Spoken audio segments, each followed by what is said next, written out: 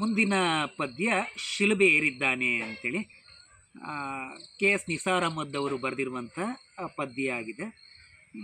ಈ ಇಲ್ಲಿ ಭಾಳ ಮುಖ್ಯವಾದ ಕ್ರಿಸ್ಮಸ್ ಮನೆಗೆ ಏನನ್ನು ಒತ್ತು ತಂದಿದೆ ಅಂತೇಳಿ ಭಾಳ ಮುಖ್ಯವಾದ ಪ್ರಶ್ನೆಯನ್ನು ಪದೇ ಪದೇ ಪುನರಾವರ್ತನೆ ಆಗುವಂಥ ಪ್ರಶ್ನೆ.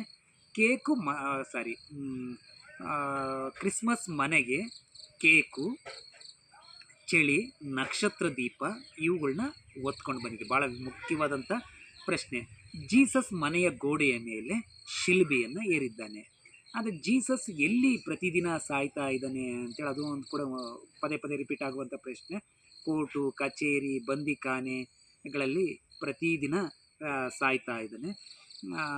ಎಲ್ಲ ಕೆಡುಕುಗಳು ಯಾವ ರೂಪವನ್ನು ತಾಳಿವೆ ಅಂತಂದರೆ ಬಾಂಬು, ಗ್ರೆನೇಡು, ರೈಫಲ್ಗಳ ರೂಪವನ್ನು ತಾಳಿವೆ ಅಂತೇಳಿ.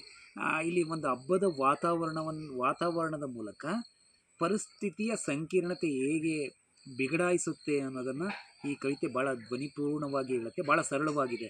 ಅಂದರೆ ಮೊದಲು ಮನೆಯ ಹಬ್ಬದ ವಾತಾವರಣ, ನಂತರ ಜೀಸಸ್ ಮನೆಯ ಗೋಡೆಯ ಮೇಲೆ ನೇತು ಹಾಕಿರುವ ಫೋಟೋದಲ್ಲಿರುವಂಥ ಜೀಸಸ್ನ ಭಾವಚಿತ್ರ ಅದು ಹೇಗೆ ಕಾಣಿಸ್ತಾ ಇದೆ. ಆಮೇಲೆ ಹಿಂದೆನೂ ಕೂಡ ಕೆಡುಕುಗಳು ಅಂದರೆ ಮನುಷ್ಯನಿಗೆ ತೊಂದರೆ ಕೊಡುವಂಥವುಗಳು ಇದ್ವು. ಇವತ್ತಿಗೂ ಕೂಡ ತೊಂದರೆಗಳ ಯಾವ ರೂಪವನ್ನು ತಾಳಿವೆ ಅಂಥೇಳಿ. ಹಿಂದಿನ ಕಾಲದಲ್ಲಿ ಖಡ್ಗವನ್ನು ಸಾಯಿಸೋದಕ್ಕೆ ಬಳಸಿದರೆ ಇವತ್ತು ಆ ಜಾಗದಲ್ಲಿ ಬಾಂಬು, ಗ್ರೆನೇಡ್ಗಳಿದ್ದಾವೆ ಅನ್ನುವಂಥ ಒಂದು ವಿಷಯ.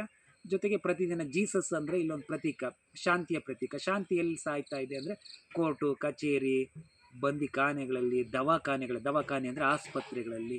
ಅಂದರೆ ಇಲ್ಲಿ ಜೀಸಸ್ ಅಲ್ಲಿ ಸಾಯ್ತಾ ಇದ್ದಾನೆ.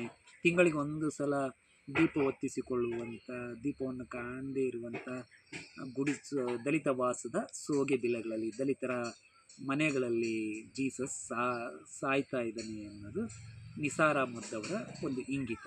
ಇದನ್ನು ಇಟ್ಕೊಂಡು ನೀವು ಚರ್ಚೆಯನ್ನು ಮಾಡಿ.